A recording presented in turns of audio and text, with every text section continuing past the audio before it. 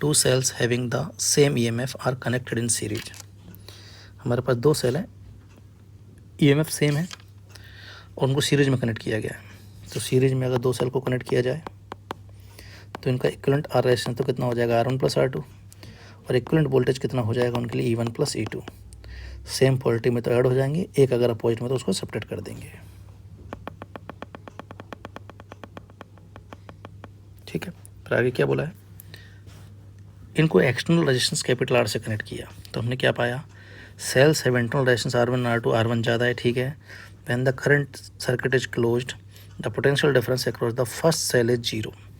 क्या बोला है कि ये सेल था हमारे पास E का, इसका इंटरनल रेजिस्टेंस R1, दूसरे सेल का इंटरनल रेजिस्टेंस R2 है। अब हमको इनकी पोलरिटी नहीं दे रखी है कि सेम है या अपोजिट है। मैं दोनों के लिए बात कर लेता हूँ, एक बार तो मैं इनको सेम पोलरिटी में मान लेता हूँ और एक बार इनको अपोजिट पोलरिटी में।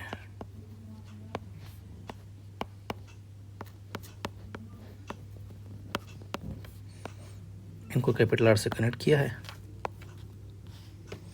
और बोला है कि जब इनको कनेक्ट किया तो फर्स्ट सेल के अक्रॉस टर्मिनल वोल्टेज V जो है वो 0 आया। क्लियर।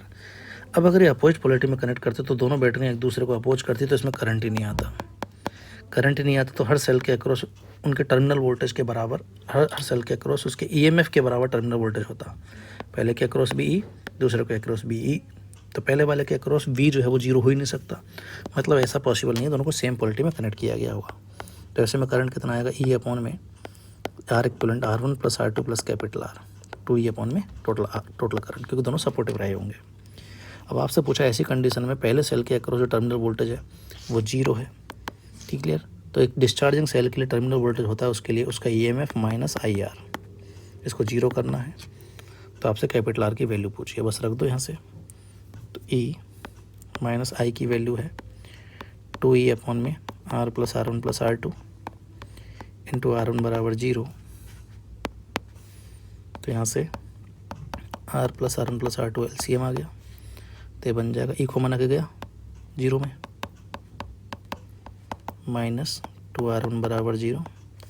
तो ये वैल्यू आ गई R + R2 - R1 = 0। तो कैपिटल R की वैल्यू आ गई R1 - R2, और आपको बोला भी है कि R1 ज़्यादा, तो ये वैल्यू पॉजिटिव भी है। तो ये आंसर आएगा कैपिटल R का, कौन सा, फर्स्ट ऑप्शन। ठीक है बेटा, नेक्स्ट क्वेश्चन की तरफ चलते हैं।